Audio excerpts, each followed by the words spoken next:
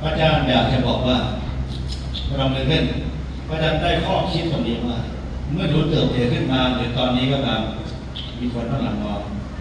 จงอย่าทำอะไรด้วยคำว่าสะใจเพราะคำว่าสะใจมักจะตามมาด้วยคำว่าเสียใจชายคนนี้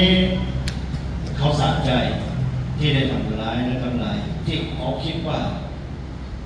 มีคนไปเที่ยวหน้าร้านแล้ววันนี้มีหลายคนที่ทำอะไรด้วยคำว่าสะใจเพราะในวัยของตัวเองคิดว่าวัยตัวเองจะเป็นวัยที่ต้องเอาแต่ใจที่ไกลตรงนั่นนี่ร้อนแล้วที่ไกลตรงชายคนนี้ครับเขาสะใจที่ได้ทำที่ไกลตรง